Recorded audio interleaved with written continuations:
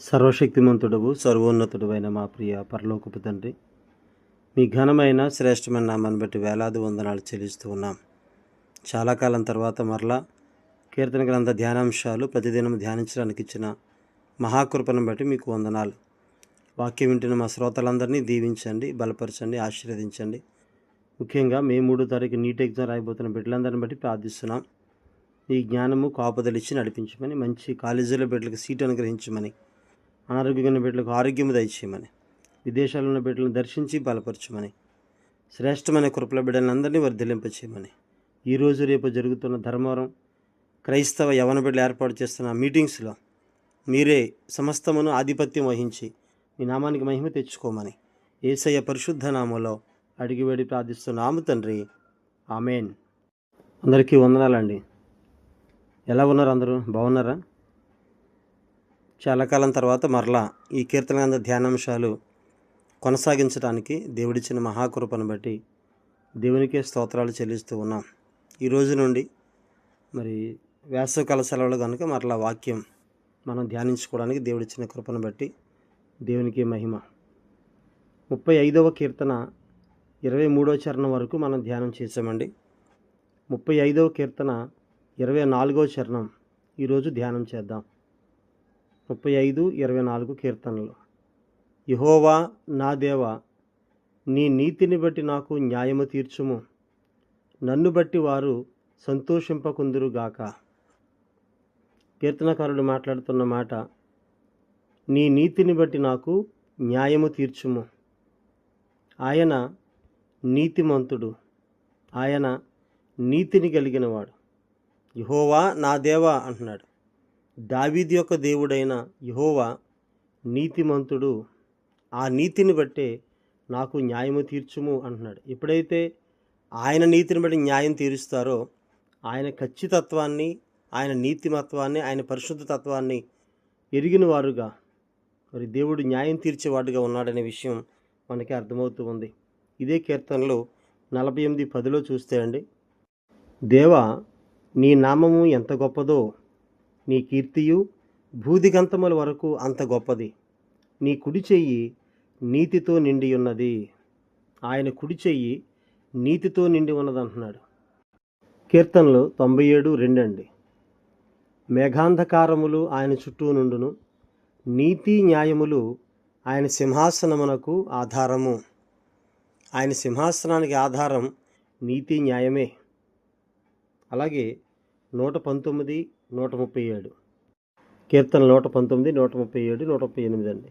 యెహోవా నీవు నీతిమంతుడవు, నీ న్యాయ విధులు యథార్థములు. నీతిని బట్టియు పూర్ణ విశ్వాస్యతని బట్టియు నీ శాసనములను నీవు నియమించితివి. దేవుని యొక్క వాక్యము కూడా, వాక్యములో ఉన్న విషయాలు నీతితో కూడినవి, నీతిగా జీవించమని చెప్పేటువంటివి. ఆయనే నీతిమంతుడని చెప్తున్నారు ఇక్కడ. ఇదే కీర్తనలు 145:17 అండి. యెహోవా తన మార్గములన్నిటిలో నీతి గలవాడు, తన క్రియలన్నిటిలో కృపచూపువాడు. ఆయన ఎంత నీతిమంతుడనే విషయం మనకు అర్థమవుతుంది. అలాగే ప్రకటన 19:11 కూడా క్రీస్తుని గురించిన అద్భుతమైన విషయం అక్కడ మనం చూస్తామండి. ప్రకటన 19వ అధ్యాయములో 11, మరియు పరలోకం తెరబడినట్టు చూచితిని, అప్పుడు ఇదిగో తెల్లని గుర్రం ఒకటి కనబడెను, దాని మీద కూర్చుండి ఉన్నవాడు నమ్మకమైన వాడును సత్యవంతుడును అను నామము గలవాడు. ఆయన నీతిని బట్టి విమర్శ చేయుచు యుద్ధము జరిగించుచున్నాడు. నీతిని బట్టే ఆయన న్యాయము తీర్చేది, నీతిని బట్టే ఆయన మనకు తీర్పు తీర్చేది. నీతివంతమైన జీవితం కలిగి ఉన్న వారికి దేవుడు ఎప్పుడు కూడా తీర్పు తీరుస్తాడు, న్యాయంగా వారికి న్యాయం తీరుస్తాడనే విషయాన్ని ఆయన తెలియజేస్తూ ఉన్నారు. యెషయా గ్రంథం 11వ అధ్యాయం 5వ వచనంలో చూస్తే ఇది మెస్సియాను గురించిన ప్రవచనంగా మనకు తెలుస్తుంది. అతని నడుమునకు నీతియు అతని తొంట్లకు సత్యమును నడికట్టుగా ఉండును. మెస్సియాని గురించి ఆయన ప్రవచనం చెబుతూ ఈ విధమైన ప్రవచనాన్ని తెలియజేస్తున్నారు. క్రీస్తు వారి యొక్క నడుముకు నీతి అని చెప్పడం అనేది. అలాగే ఇదే యెషయా గ్రంథం 59లో 16వ వచనంలో చూస్తే అండి, 59:16. సంరక్షకుడు లేకపోవట ఆయన చూచెను, మధ్యవర్తి లేకుండాట చూసి ఆశ్చర్యపడెను. కాబట్టి ఆయన బాహువు ఆయనకు సహాయము చేసెను, ఆయన నీతియే ఆయనకు ఆధారమాయెను. క్రీస్తు వారిని గురించినటువంటి ఈ యొక్క ప్రవచనం, ఆయన నీతే ఆయనకు ఆధారము అని. ఆయన్ని సిలువేసే క్రమంలో పిలాతు దగ్గర తీసుకొచ్చినప్పుడు ఆ పిలాతు చాలాసార్లు ఆయన్ను అడిగి రకరకాల ప్రశ్నలు అడిగి చివరికి ఆయన ఒక మాటను తేల్చి 3 సార్లు ఆయన చెప్తాడు పిలాతు, ఈయన యందు నాకు ఏ దోషము కనబడలేదు అంటాడు. యోహాను సువార్త 18వ అధ్యాయం 37, 38 వచనాలు కలిపి ఉన్నాయండి. చివరి భాగం చదువుతున్నాను. అతడు ఈ మాట చెప్పి బయటనున్న యూదుల యొద్దకు తిరిగి వెళ్ళి, అతని యందు ఏ దోషమును నాకు కనబడలేదు అని చెప్పాడు. పిలాతంతటి వాడే, అంటే రోమా చక్రవర్తి అయినటువంటి పిలాతంతటి వాడే ఆ మాట చెప్పడం మనం చూస్తున్నాం. అయినప్పటికీ కూడా వారి కేకలే గెలిచి నీతి యావత్తు అలా జరగాలి కనుక ఆయన్ని సిలువేశారు. కానీ ఆ పిలాతు చెప్పిన మాట, పిలాతు పరిశీలించిన మీదట ఏ నేరము ఏ దోషము కనబడలేదు అంటున్నాడు. అది మొదటిసారి. రెండవది 19:4 అండి. ఇదే యోహాను సువార్త 19:4లో కూడా, ఇదిగో ఈయన యందు ఏ దోషమును నాకు కనబడలేదని మీకు తెలియనట్లు ఇవన్నీ మీ యొద్దకు వెలుపలికి తీసుకుని వచ్చున్నానని వారితో నేను. రెండోసారి కూడా చెప్తున్నాడు పిలాతు, అయ్యా ఇతని యందు ఇతనిలో నాకు ఏ దోషము కనబడలేదని చెప్తున్నాడు. ఎంత పవిత్రుడో, ఎంత నిర్దోషో, ఎంత సత్యవంతుడో, ఎంత నీతిమంతుడో ఆయన విషయం మనకి అర్థమవుతూ ఉంది.